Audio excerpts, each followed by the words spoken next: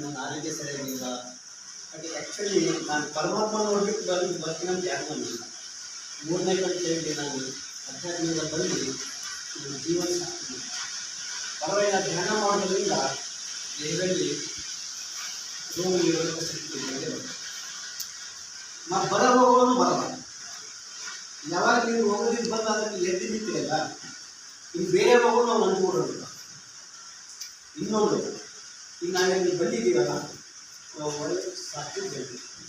ನಾನು ನಿಮಗೆ ಹೇಳಿದೆ, ನೊಣಗಳು 3 ಪ್ರಕಾರ ಇರ್ತವೆ. ಒಂದು ಮನೆ ನೊಣ, ಒಂದು ಸನ್ನಿ ನೊಣ, ಒಂದು ಜೇನು ನೊಣ.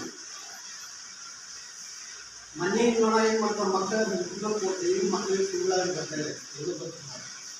ಮನೆ ಸೇರಿ ನಡ್ಕೊಂಡು ಎಷ್ಟು ಸಲ ಹೊಡೆದ್ರು ಅಷ್ಟು ಎದ್ದು ಹೋಗ್ತದೆ. ಅದಕ್ಕೆ ಮನೆಯೂ ಇರಲ್ಲ. ಈಗ ಬರಬಾರ್ದು ಸಲ ಬಂದ್ಬಿಡ್ತಾರೆ. ಇನ್ನೊಂದು ನೊಣ ಇದೆ, ಸಣ್ಣ ನೊಣ. ಅದೇನು ಕೊಡ್ತಾನೆ ಹೊರನೇ ಮಾಡ್ತಾರೆ. ಅದು ಪ್ರಕೃತಿಯದು ಮತ್ತು ಯಾವ ಪಟ್ಟಣ ಕಲಿತಾರೆ. ನಾವೇನು ಬಂದಿರೋ ನಾವು ಜೇನು ಮಾಡಿ 101 ಭೂಮಿಯಲ್ಲೂ 100 ಮಕ್ಕಳಕ್ಕಾಗಿ ಜಂತುಗಳು ಆಯುಷ್ಯ 100 ವರ್ಷ ಬರ್ತದೆ. ಈ ಪ್ರಕೃತಿಗಳ ಅತಿ ದೊಡ್ಡ ಆಯುಷ್ಯಗಳು ಜಂತುಕ. ಈಗ ನಾವೇನು ಸಾತ್ವಿಕ ಧ್ಯಾನ ಮಾಡ್ತಾ ಇದ್ದೇವೆ. ಇದು ಆ್ಯಕ್ಚುಲಿ ಎಲ್ಲರೂ ಬರೋ ಜಾಗ. ಅವ್ರ ಮನೆ ಬಂದಲ್ಲಿ ಪೂರ್ವ ಜನ್ಮದಲ್ಲಿ ಬರಲಿಕ್ಕೆ ಅಂತ ಜನರಿಗೆ ಬರ್ತಾರೆ. ಪತ್ರಿ ಸಾಹೇಬ್ ಏನು ಹೇಳಿದ್ರಲ್ಲ, ಶ್ವಾಸದಲ್ಲಿ ಧ್ಯಾನ ಹೇಳಿಲ್ಲ. ಮಗು ಹುಟ್ಟಿದ ತಕ್ಷಣ ಅಳಬಂದು ಒಂದು ಭಾಳ ಗಂಗಾಳಿರ್ತದೆ. ಆವಾಗ ಅದು ಶ್ವಾಸ ಸ್ಟಾರ್ಟ್ ಆಯಿತು.